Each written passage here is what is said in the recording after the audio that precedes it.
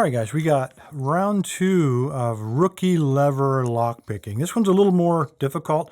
This also is from Steven Szeles. This is a 6-lever Securit. It's a lot more substantial than that Squire that I picked earlier. Very heavy laminations, thicker shackle. This one obviously is locked. It works perfectly. Again, it engages right about there. Turn this right about there, so the levers are right about there, and it grabs them, rotate around, and we get an open. Just like that Squire, though, you'll notice this thing is not spring-loaded, so you can't shim your way into it. You're forced to pick it, and luckily I still have Steven's handmade picks. It's locked again. But again, notice the difference here. When we look into this keyway, there's a piece of metal right down the center of it. I'm sure there's a special British word for that, but I have no idea what it would be. Much different than the Squire, which was pretty wide open. So we could get this tool down inside of there with no issues whatsoever. It's not going to work so well on this guy. That little peg there, that post, is going to prevent us from using this tensioner, but luckily Steven handmade another one. Looks like this, and same type of tensioner. The last lever is the tensioner, and it's got a hole in the center of the post. Slides right over it, and there we go. This tensioner is probably made from a key that was designed for this lock. Anyway, that's how it's going to work. So when we line these guys up, that last one is always going to be long like that.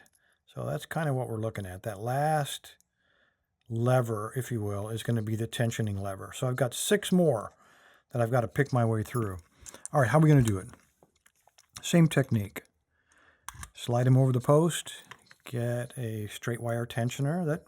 And the way you gauge it, at least the way I do it in my rookie way, I just find one that's about the same length, and that's what I've gone with.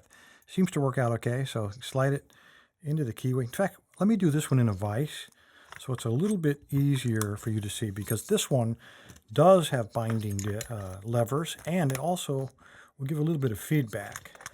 Hard to see in the hand, maybe a little easier to see if we put it up here in a vise. We're going to get a definite fault set. All right, that ought to hold it. Take this guy, slide him right in there. Take my wire, slide him down this groove, if you're wondering what that was for. Whoops.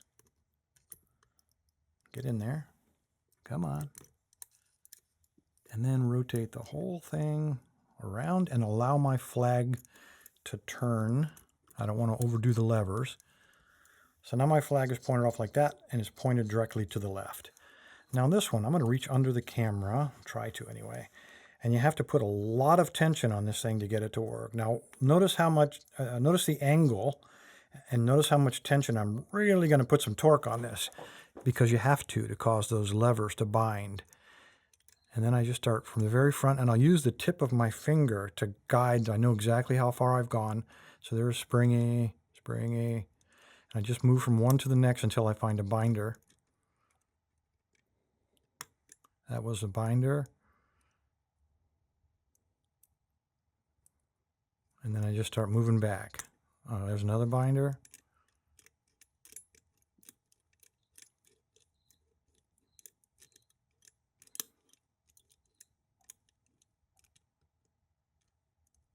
I think I've already picked him. Okay, there's another binder.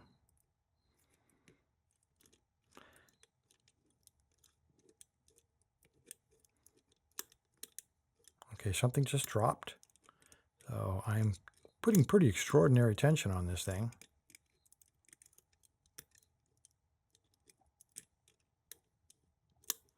I think that's a binder because he keeps throwing the wire off of the post. There we go. Nice binder, nice little click, and it turned a little bit. We got a little bit of a fault set going. Now I'm looking for another binder.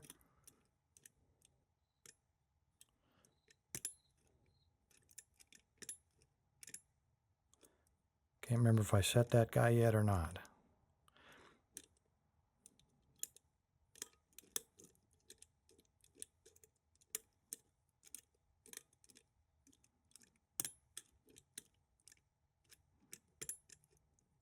There we go. Another fault set. That was the very last one. I mean, in terms of the stack, the 6th lever. Here's another binder 3. Another nice little turn on the core. Notice how much the angle is increased. And there we go. And we got it open. Anyway, I am clearly a rookie at this.